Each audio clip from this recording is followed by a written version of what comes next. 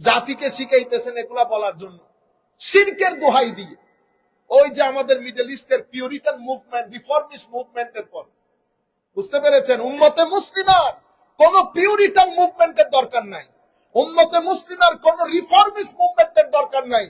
ক্রিশ্চিয়ানিটির দরকার আছে, জুইজমের দরকার আছে, হিন্দুইজমের দরকার আছে, উম্মতে মুসলিমার নাই। কেন? কারণ উম্মতে মুসলিমার কোরআন, সুন্নাহ, উলামা, এই তিনটা হচ্ছে উম্মতে মুসলিমার মেইন সোর্স। কোরআন এবং সুন্নাহ ফান্ডামেন্টাল সোর্স, উলামা যেটাকে আমরা ইজমা এবং কিয়াস বলি এটা সেকেন্ডারি সোর্স। এই তিন সোর্সের কারণে মডার্নিস্টিক অ্যাটিটিউড কখনো কোরআন ও সুন্নতের জন্য, আমার নবীর দ্বীনের জন্য চ্যালেঞ্জ হইতে পারে নাই। সময় মডার্নিস্টিক অ্যাটিটিউড, সায়েন্টিফিক ডেভেলপমেন্টস এবং আমাদের যেই এক্সট্রাঅর্ডিনারি অ্যাস্টাউন্ডিং ডেভেলপমেন্ট হয়েছে, সেটা সব সময় আমাদের দ্বীন ইসলামের মধ্যে অ্যাকোমোডেটিং হয়েছে, কখনো চ্যালেঞ্জ করতে পারে নাই উলামায়ে কেরামের জন্য। সুতরাং আমাদের এখানে কোন পিউরিটান মুভমেন্টের দরকার নাই।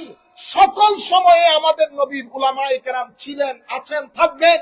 যারা গার্ড যেমন বাগান পাহারা দেয়, ঠিক সেই আন্দাজে আমার নবীর দ্বীনকে পাহারা দেওয়ার জন্য আমার নবীর উম্মতের উলামায়ে কেরাম আছেন। এখানে কোনো পিউরিটান মুভমেন্টের দরকার নাই।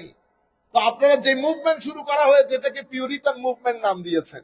এর কারণে মসজিদের মধ্যে আপনারা যখন ঢুকেন আশেপাশে কাউকে সালাম দেন না, কারণ আপনার দৃষ্টিতে এখানে আপনি বাদে আর কেউ মুসলমান না, কারণ আপনি হলেন পিউরিটান, রিফর্মিস্ট। আপনারটা আসল ইসলাম, ওই যে আমাদের খ্রিস্টানদের মতো। আপনি ক্যাথলিক, আপনি কি ক্যাথলিক, আপনি সেই কারণে অন্যান্য যেইগুলো আছে সেগুলাকে আপনি কি করেন না, আসল খ্রিস্টান মনে করেন না।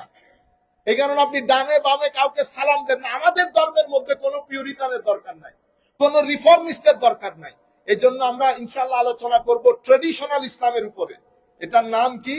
সলফি ইসলাম। ইসলামের মধ্যে কোন, ইসলামে কালকেও সলফি ইসলাম, আজকেও সলফি ইসলাম, কিয়ামত পর্যন্ত সলফি ইসলাম। বুঝতে পেরেছেন?